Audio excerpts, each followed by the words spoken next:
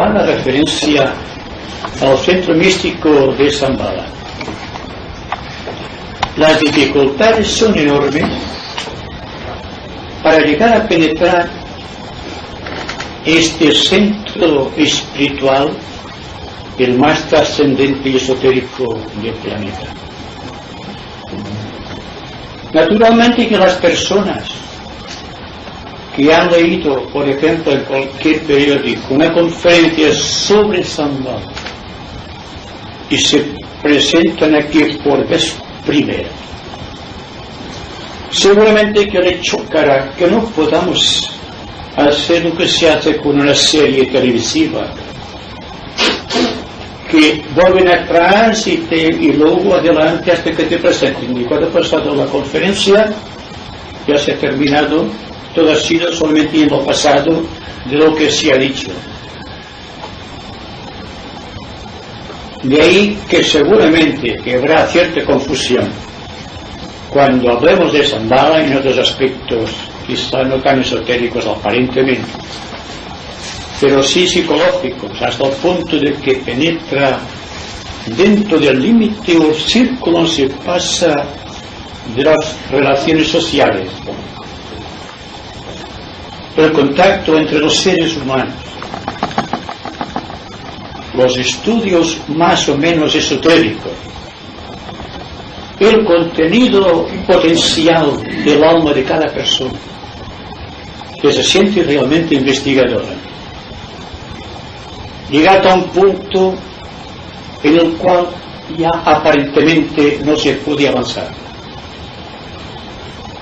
Entonces, para cubrir un espacio aparentemente insalvable sobre los pasos dados anteriormente hasta llegar al momento actual, ustedes pueden recurrir, si han estudiado esoterismo, a todo cuanto ha sido dicho en teosofía o en filosofía mística acerca de la evolución del planeta y más profundamente y más peculiar y personalmente a nosotros mismos, la humanidad, y ver qué es lo que podemos hacer, atenernos a las reglas, a las disciplinas, a los yogas, a las meditaciones más o menos trascendentales, para tratar de penetrar en este centro.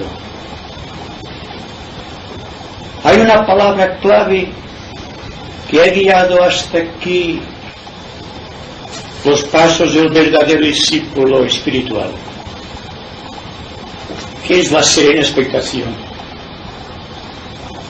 el poder penetrar sin esfuerzo alguno en alguna de las antesalas o las esferas silenciosas de Shambhala. Pero dense cuenta que desde siglos inmemoriales la humanidad se está esforzando para llegar a un punto que jamás llega a ser descubierto y revelado, porque la verdad no está en un sitio determinado, no es un tema para el análisis intelectual, está mucho más allá y por encima de las elucubraciones mentales. Por tanto, si pudiésemos descubrir el gran secreto de la serena expectación, si pudiésemos valorar de una manera psicológica lo que es realmente el camino del hombre espiritual de nuestros días, del místico, del discípulo o del aspirante espiritual que está tratando de llevar su vida a un cumplimiento, a una realización, y al propio tiempo poder servir de canal de expresión de energías que la humanidad necesita desesperadamente. ¿Qué es para nosotros un hombre espiritual? Desde el punto de vista esotérico, es una persona radioactiva, utilizando un término científico de esta era. Tiene una radiación. Su servicio es la expansión de esta vibración que él ha conquistado.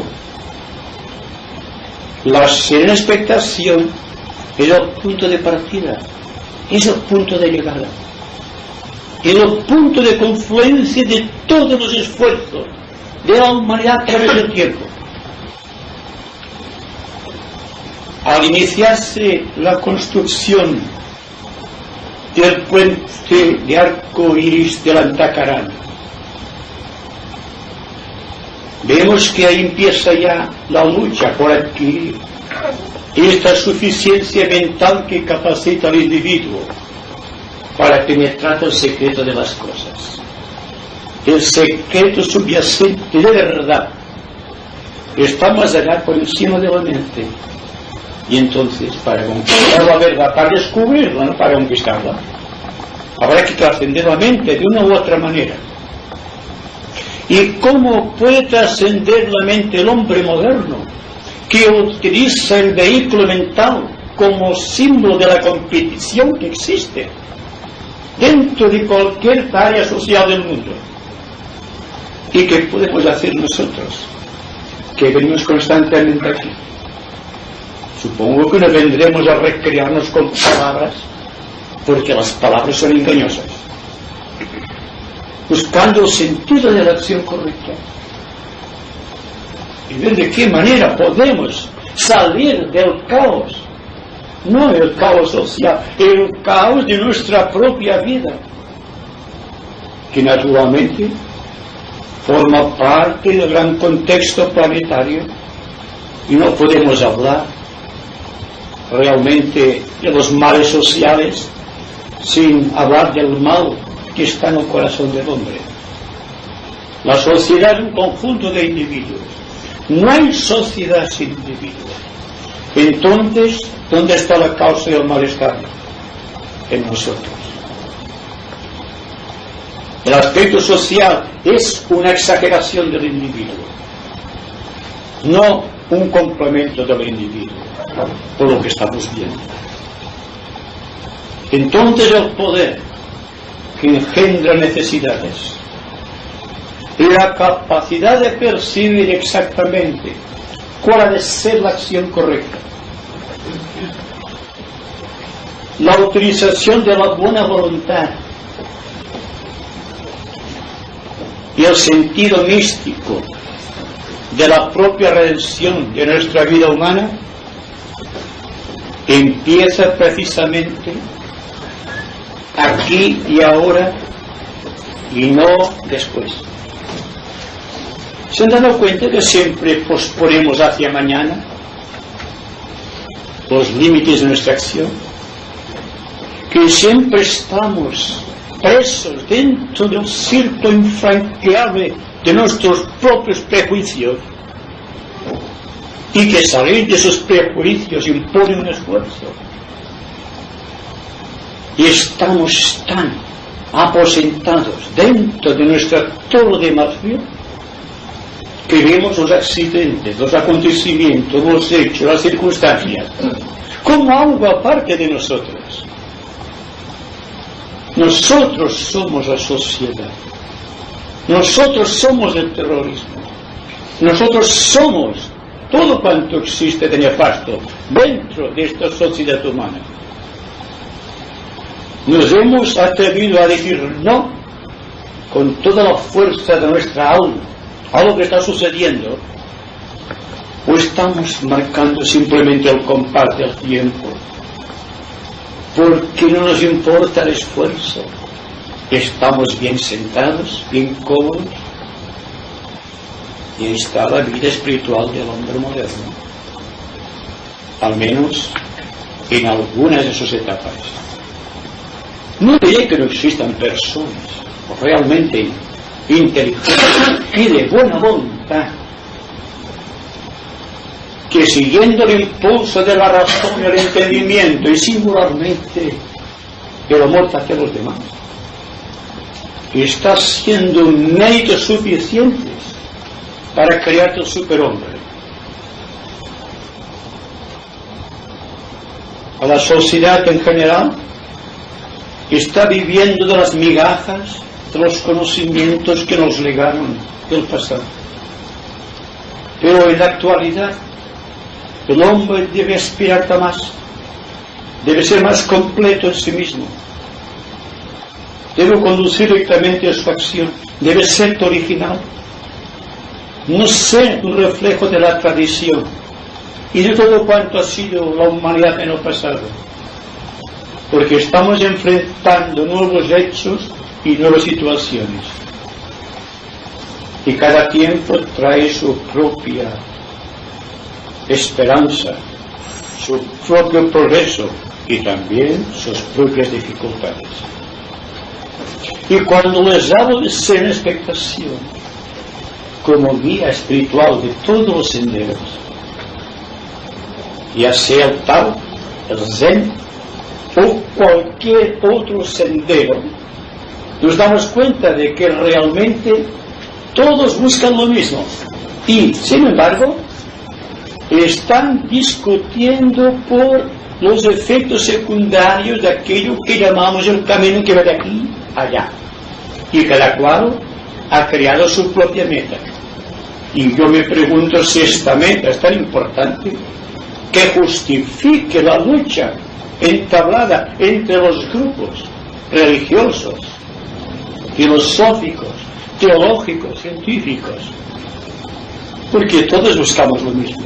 Por favor, ¿por qué entonces discutir por cosas tan superficiales como la manera de llegar a esta meta? Llamémosle Dios a esta meta, la verdad, la bondad o la justicia. ¿Qué nos dice realmente esto? No voy a entender nada. Porque hemos perdido la fe en nosotros mismos. Y cuando una persona pierde la fe en sí mismo, ha perdido de vista el camino que conduce a Shambhala. Shambhala es la perfección. Shambhala es la evolución complementada desde todos los tiempos y desde todas las edades, porque es la síntesis del pasado, del presente y del futuro. Y nosotros siempre vemos Shambhala como una fracción de algo que tenemos o de algo que deseamos, ¿verdad? Bien, para mí la verdad debe ser descubierta, mirando internamente todas nuestras condiciones psicológicas, tratando de ver nuestra relación social, la relación con la familia, con el grupo, con la sociedad general de un país, o de todo un continente, o de todos los continentes. Estamos llegando a unos puntos extremos de tensión planetaria. Y no nos damos cuenta de que los estudiantes de esoterista, los investigadores, están fallando en este punto.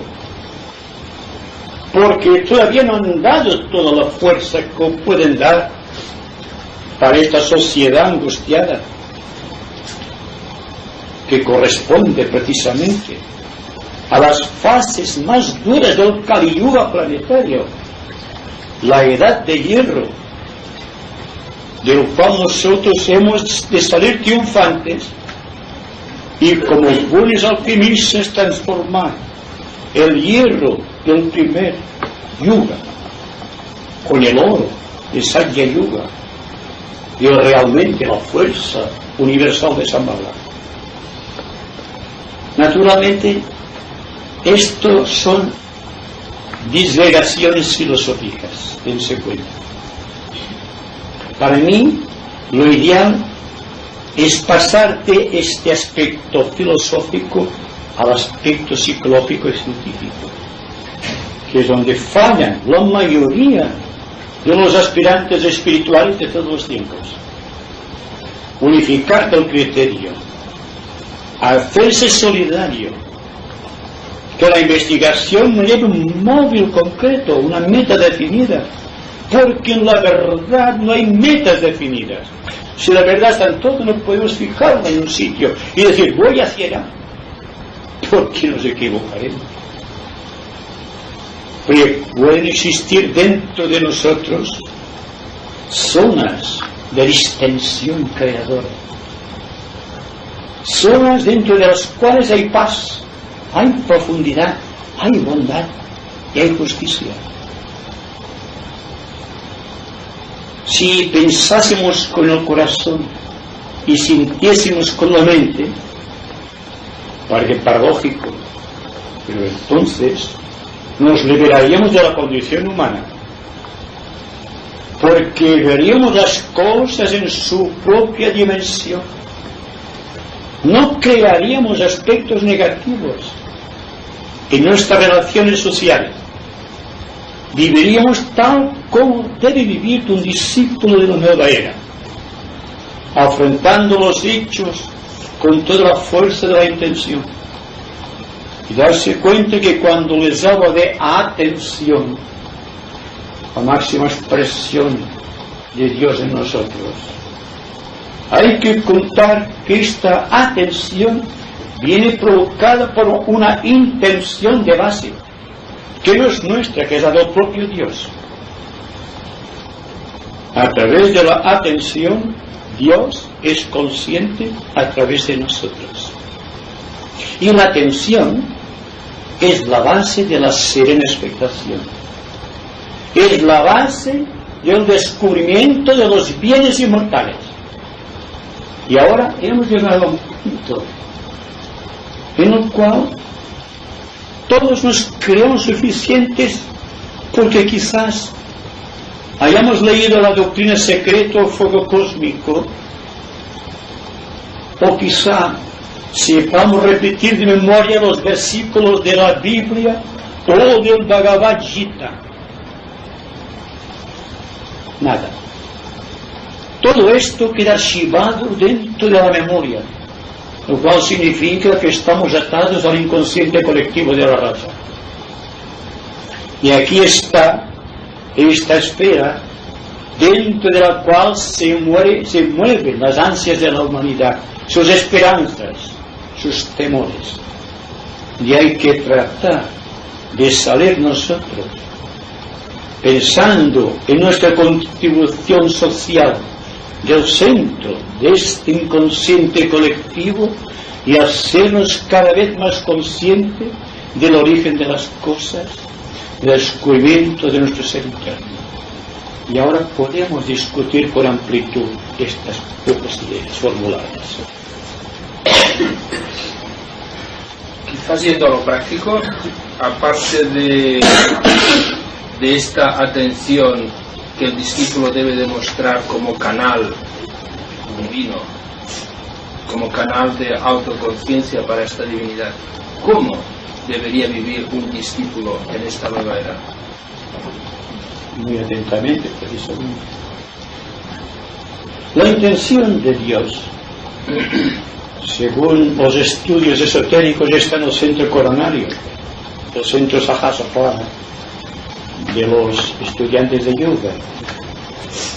Y el centro de la atención está en el centro ajna, el centro de la mente. Entonces, cuando hablamos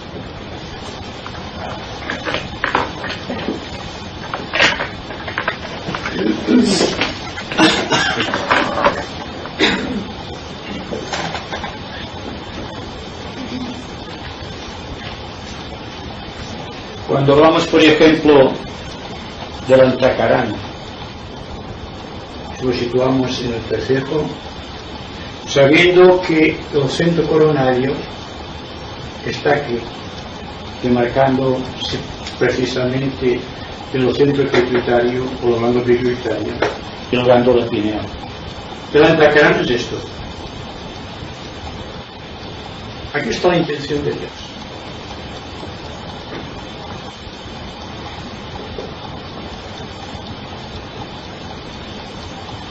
Aquí está la atención humana.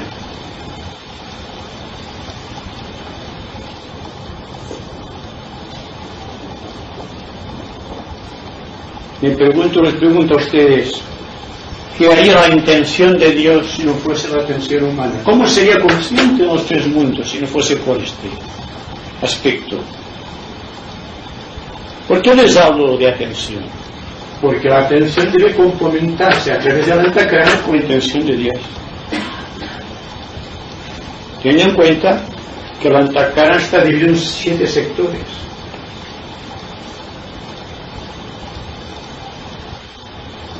Y que al propio tiempo que se va desarrollando la antacarana, es decir, la progresión de Ajna hacia el centro coronario, pues otro hilo de infinita grandeza está descendiendo desde el centro Ajna hasta el centro cardíaco, que no hay espacio, suyo está aquí, y que por lo tanto esta antacarana es el complemento de la vida humana.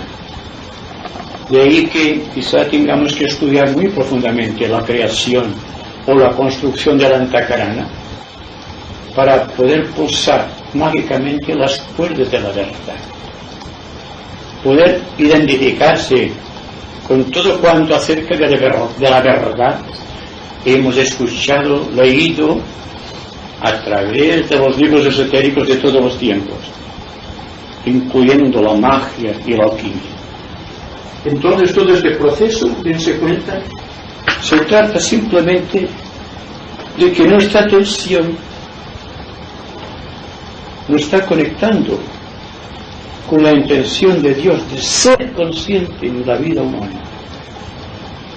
Si cerramos la barrera, si entre el centro Ajna no hay una presión hacia arriba, no esperemos que haya una presión hacia abajo de la divinidad. De manera que el conflicto social se haya aquí, en la construcción de la antacarana. Y que cuando la antacarana ha sido completamente realizado, construido, surge un estado de serena expectación. La serena expectación es la unión entre la intención de Dios y la atención humana. De ahí la importancia que le asigno a la atención. Y siempre les pregunto, ¿están ustedes atentos? No aquí y ahora, en cualquier momento de su vida. Están haciendo una cosa y piensan en otra. Y ustedes aquí, ¿cuántas veces durante el curso de la conversación su mente se ha ido lejos? En sus asuntos particulares o en asuntos, digamos, sociales, es igual. El hombre debe estar siempre donde está, no moverse de ahí. Y ahí está el secreto de la verdad y del camino que conduce a Shambhala. Porque la atención es una expresión mental del primer rayo, del rayo que está conectado con la intención de Dios, y buscando el primer rayo, el segundo, para complementarse con el tercero, que podemos situar aquí, en el centro clarígeo.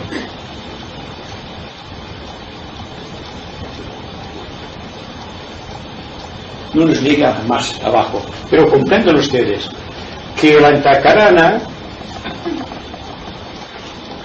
que se está realizando aquí tiene también 7 sectores. Y a medida que avanza un sector, se crea un triángulo.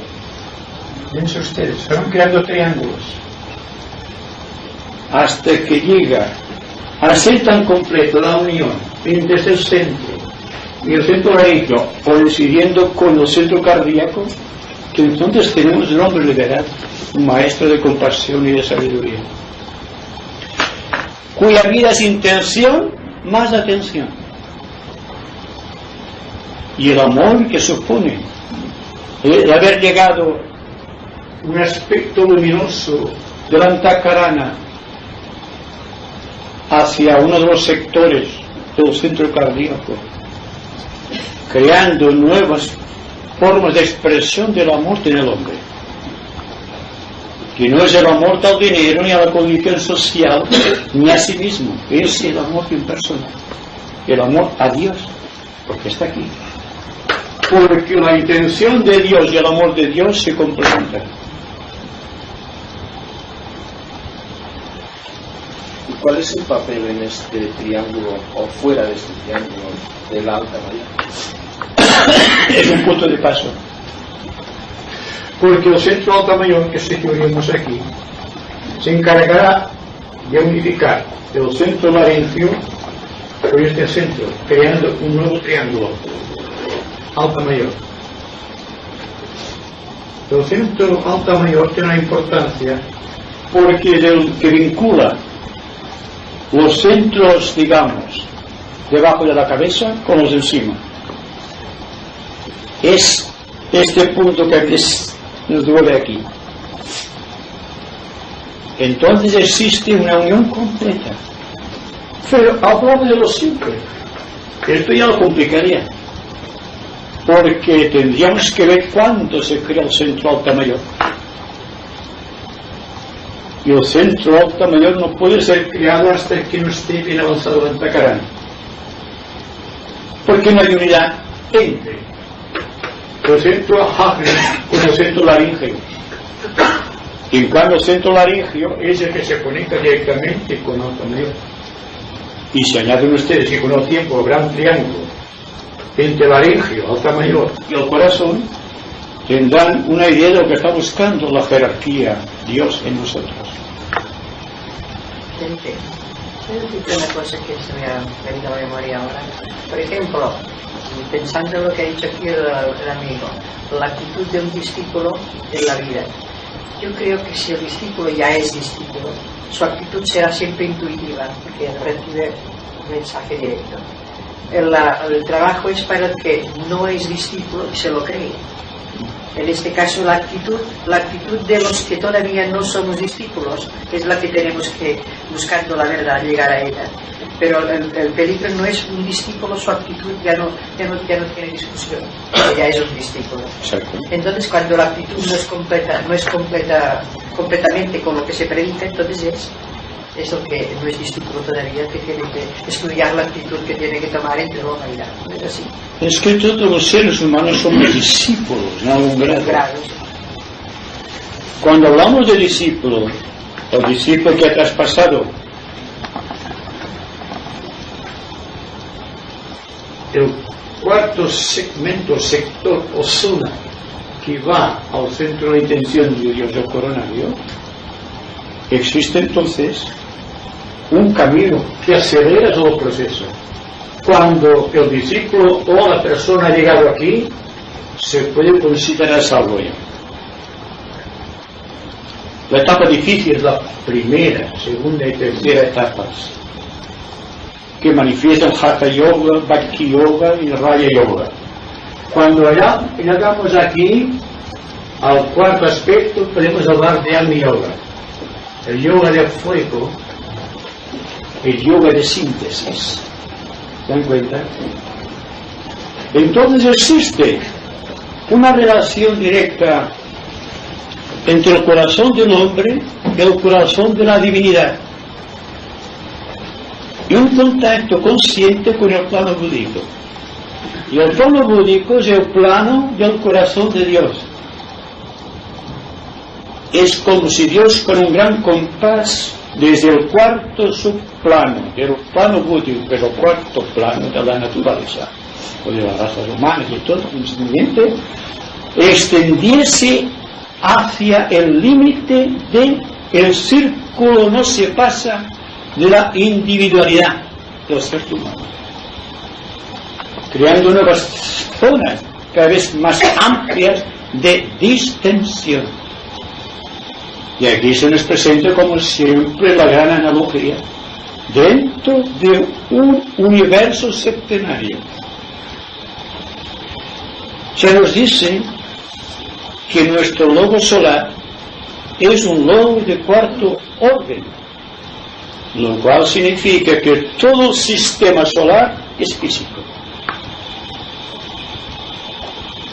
Entonces la importancia que tiene el número 4 cuando converge, por ejemplo, como los momentos actuales, en un cuarto esquema planetario como la Tierra, en una cuarta cadena como la nuestra, en un cuarto planeta que es nuestro planeta, y en una cuarta ronda dentro de esta cadena, forzosamente la humanidad debe sentirse realzada, porque la humanidad es el cuarto reino de la naturaleza. Ahí está el principio de la analogía. Y a través del principio de la analogía podemos captar las ideas más aparentemente lejanas. Nos estamos haciendo unos con la propia divinidad, al menos a través del conocimiento intelectivo o intelectual. Existe después un proceso que va más allá del cuarto aspecto. Se nos habla de una quinta cadena, de una quinta ronda, y de lo que sucederá dentro de tantos millones de años. No me preocupa demasiado el tiempo, porque para mí lo más importante es el presente. Y el presente, si ustedes bien lo analizan, no tiene tiempo. Simplemente están imitando cuanto sucede a su alrededor. Pero esto no tiene importancia desde el ángulo de vista esotérico.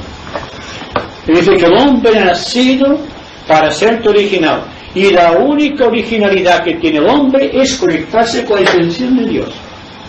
Y por eso todo lo que estamos diciendo aquí acerca de la atención constante hacia los más pequeños asuntos personales, porque todo tiene su importancia. Diseñamos unos actos que creemos insuficientes o superficiales y nos abocamos a los grandes actos sin darse cuenta que entre dos actos grandes debe haber una secuela de actos menores, igual que dos iniciaciones. ¿Qué sería una iniciación por respecto a otra si no hubiesen las pequeñas iniciaciones de cada día del hombre que está sufriendo? Nada, todo se perdería en el vacío. La niña me preguntaba si cada segmento significa una iniciación. Entonces prefiero que lo respondas tú. Y después quería hacer otra pregunta yo, y es que tú nos hablas de cuando estamos creando la antakarana, llega un momento que tenemos miedo, o sea, intentamos retroceder, ir hacia lo seguro. ¿Esto qué sucede al final de cada segmento? Hay una pequeña crisis cada vez que se pasa de un sector a otro. Primer sector, segundo sector, tercer sector, 4, llegamos a 6, 7. ¿Se dan cuenta? Pero cuando se ha rebasado la línea que corresponde al número 4, el número básico de la evolución planetaria, entonces todo sucede con más facilidad. Pero dentro de Ashram, estos 7 senderos, o estas 7 esferas o zonas de influencia de la antakarana, están siendo constituidos por las 7 esferas que envuelven un ashram, porque un ashram de la jerarquía es igual que un sistema solar. El maestro en el centro es el sol, y hay 7 esferas de contacto con la humanidad, como el sol central espiritual tiene 7 aspectos, 7 planos de evolución, mediante los cuales Dios se manifiesta en la naturaleza. Además, las crisis iniciáticas son necesarias, y nadie se ha iniciado si no sufre grandes crisis en su vida personal. Y cuando se invocan las crisis, cuando ustedes están muy atentos, cuando no rehuyen la prueba, cuando aceptan simplemente las disciplinas, los yogas o las meditaciones. Con esto, ustedes dejan de ser originales, porque siguen lo que han marcado los demás. La intención es impersonal, por lo tanto es el mejor de los caminos para llegar a la serena expectación. En cambio, las disciplinas no indican de alguna manera el someterse precisamente al pasado, el rehuir del presente. Cuando estoy hablando aquí, estoy hablando, y me parece que lo hago muy conscientemente, de un grupo de discípulos que están tratando en el presente de comprender el pasado. No una serie de individuos que están dejando penetrar el pasado sin estar atentos. ¿Qué nos queda de nosotros como originales, como seres originales? Muy poco, ¿verdad? Hemos perdido la fe y la esperanza en nosotros mismos. Y nos hemos hecho imitativos. Estamos imitándolo todo. Si una persona nos gusta y tiene relevancia, imitamos sus modos de andar, de hablar, de vestirse y de peinarse. ¿Verdad? Lo cual siempre es falta de originalidad. Y esto lo vemos en la juventud actual, que ha dejado de ser creativa.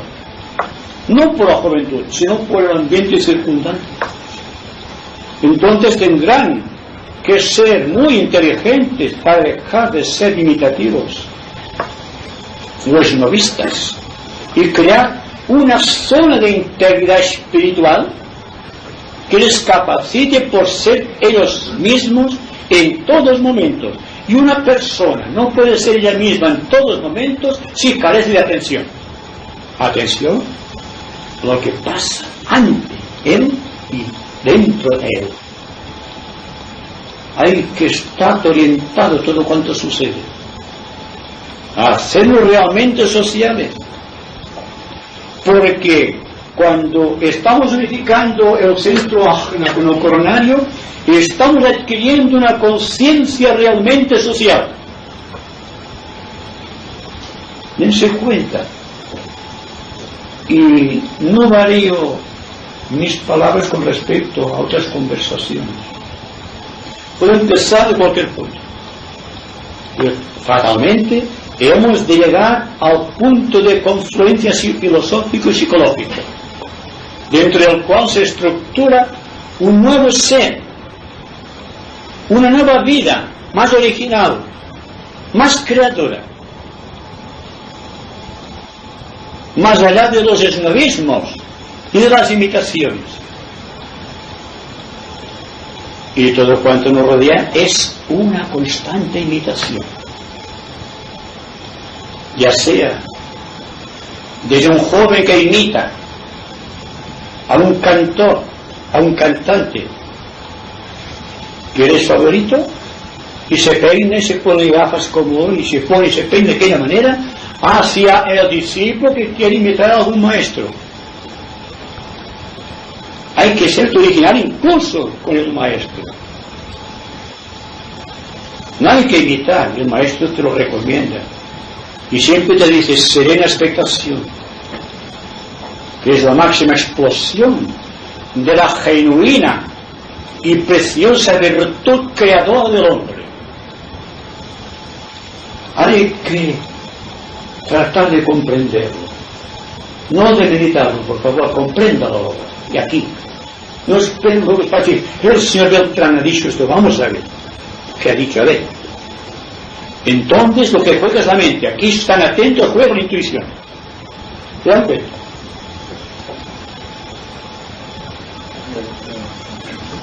Supongo que la intuición es equivalente también, el concepto de intuición es equivalente al concepto de voluntad. Supongo que es un aspecto que está más allá de la mente concreta. Entonces, ¿cómo podemos reconocer? ¿Cómo se reconoce la intención? ¿La intención? Sí. Estando atentos. Es que no podemos salir de aquí si estamos realizando un intento creador. Yo siento que Dios, para llegar al ser humano y para comprender lo que siente el ser humano, debe pasar por la atención del ser humano. Un ser humano sin atención, que viva al remolque de las circunstancias, no tiene importancia para él. Es una célula que no funciona dentro de su omniabarcante cuerpo. Además, la intuición. ¿Qué sabemos de la intuición? ¿Qué sabemos del camino que sigue a la extinción del puente de arcoíris de Antacarana? ¿Qué sucede allí? De aquel inmenso mar sin orillas que debemos atravesar. ¿Y quién se atreve a atravesar si no tenemos ni barca, ni tenemos nada? Hay que arrojarse a ver lo que pasa, ¿verdad? Y esto ahí es donde falla el discípulo. No se atreve a lanzarse. Después que ha creado lo que nos ha pasado en Tacarana, está en esta fase ya utérrima, es cuando debe actualizar los poderes que le ha conferido la naturaleza y que le permitió ascender a través de la línea de luz de la Antacarana. La intuición está más allá de la voluntad. Es la voluntad en acción, es decir, la intención de Dios a través de la voluntad de la atención de la mente. No podemos utilizar la voluntad para ser intuitivos. Surge como la flor, sin esfuerzo. Y nosotros, me parece a mí, estamos utilizando la voluntad para el esfuerzo, lo cual niega la originalidad. Porque una persona original y creadora no tiene que esforzarse. Simplemente comprende. Y al comprender, todas sus motivaciones tienen una cierta dirección. Va hacia ciertos puntos definidos que a él no le importan. La liberación es un movimiento, no una meta de llegada. No hay que formularse ninguna meta de llegada, porque matamos la intención de Dios en nosotros. Hay que seguir avanzando con la atención. Y cuando han sido rebasadas las últimas barreras, los últimos límites o fronteras, entonces surge la intención de Dios. Tenemos todo entonces. La intención de Dios, la atención humana y el amor del hombre que busca a Dios. Se podría decir que después de este bache, época baja zodiacal, que hemos salido de este agujero invernal y que nos vienes a hablar aquí de un primer rayo de Shambhala, en fin, con una energía avasalladora, ¿no puede ser esto también un reflejo de la época actual de la humanidad, en la cual estas nuevas energías deben canalizarse precisamente para darnos este ímpetu y pasar quizás al cuarto sector de Ajna, el cual a su vez es un reflejo del propio logo solar? Es decir, transmutar este conflicto, esta armonía a través del conflicto para que desaparezca el conflicto planetario y llegar a esta armonía. Exacto. Es un reflejo. Entonces, si es un reflejo, ¿por qué hemos de desdeñar el mal si no es precisamente para que veamos el bien? Es que cuando hablamos del bien o del mal, estamos personificando algo que existe dentro de nosotros. ¿Qué es el mal y el bien? Son aspectos distintos de una misma cuestión, la psicología humana. Son dos extremos lógicos. El bien y el mal. Si nosotros afirmamos el bien, desdeñando el mal, creamos un desequilibrio social. Pero ¿qué sucederá cuando estemos situados entre el bien y el mal? Y aquí se nos forma la gran cruz mística. Si damos cuenta de que no existe bien y mal, somos nosotros los que creamos el bien y el mal no existe de por sí. La serena expectación es ese punto neutro, completamente neutro, que podemos aplicar a cualquier condición humana, psicológica y social. Cuando ustedes están serenos, equilibrados, lo cual raras veces sucede, se dan cuenta de que existe dentro de ustedes algo insondable que les da paz y seguridad. Desdichadamente sus momentos son efímeros. Sin darse cuenta, se han puesto en un centro medio entre el bien y el mal. Si usted afirma el bien, ustedes creen un conflicto. No voy a decir, hagan el mal para complementar el bien. No se trata de eso. Se trata de buscar a través de la atención, cuidado,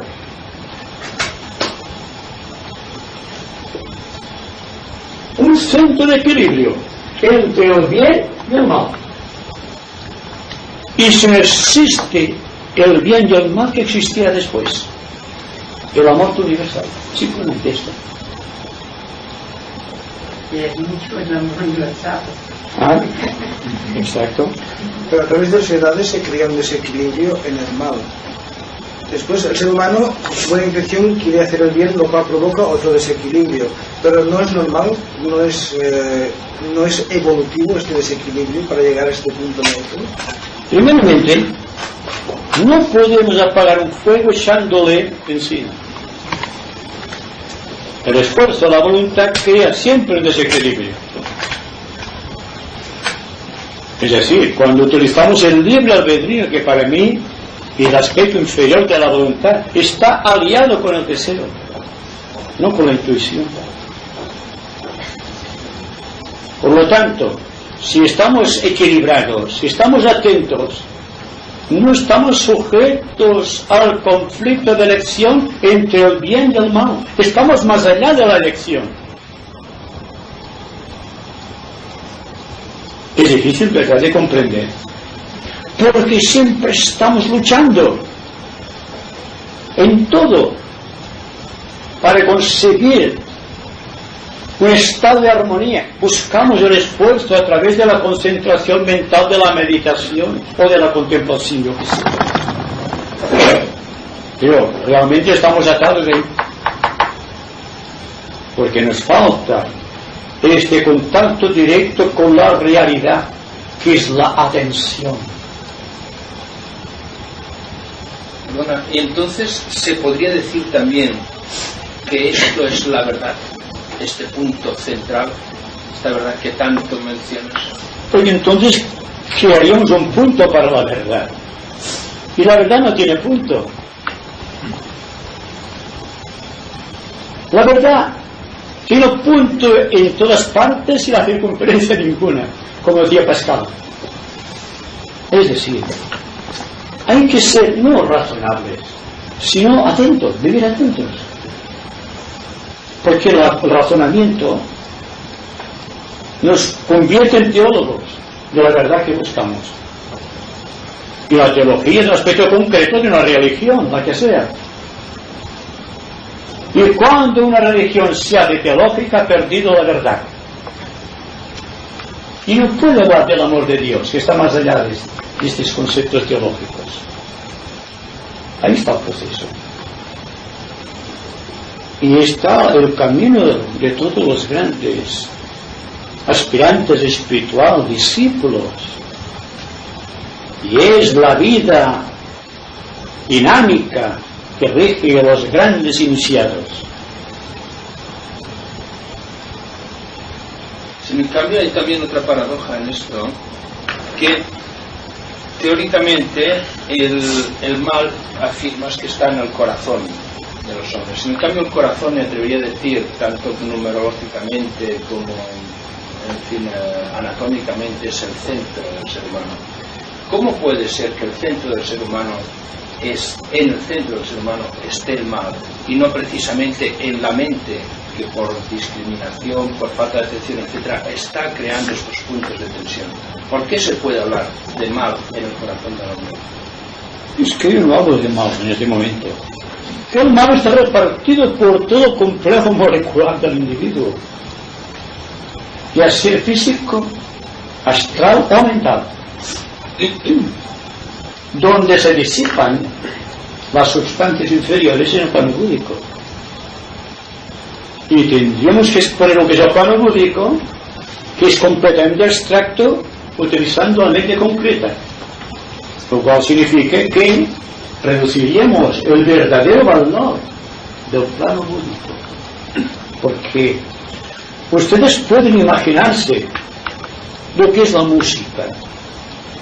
Pueden definirla, pueden definir de un color, ¿verdad que no pueden? La mente no llega a estas cosas supremas. Pues fíjense cuando se trata de la verdad universal. Para mí, la mente debe quedar completamente vacía para llegar a comprender la plenitud del cosmos. Si no es así, carecerá de medida, porque el hombre está viviendo dentro de Dios. Y por lo tanto, dentro del corazón de Dios, pues el parabólico, el corazón del sol. Que estemos buscando parcelas definidas para decir, ahí está la verdad. Y creamos un camino hacia allí y hemos perdido el rastro de la verdad. Que está en movimiento, no está aquí ni allí, está en movimiento constante. Y entonces, ¿qué hay que hacer? Hay que moverse constantemente. Y así seremos originales, seremos creadores. Habremos alcanzado la facultad de ver las cosas en su verdadera e íntima dimensión. No estaremos sujetos al engaño, ni tampoco al eterno conflicto de tener que decidir o de elegir entre una o varias cosas. Y esto es Shambhala. Así que Shambhala es muy difícil. Les he explicado, si solamente estamos hablando de una zona periférica, que podemos hablar, por ejemplo, de la unidad del señor de Shambhala con los budas de actividad, o con los señores del departamento, o con los shoanes de rayo, o con los grandes maestros de la jerarquía, o con los grandes iniciados y grandes discípulos. No podemos. Está más allá y por encima de nosotros. Un poco de silencio, por favor.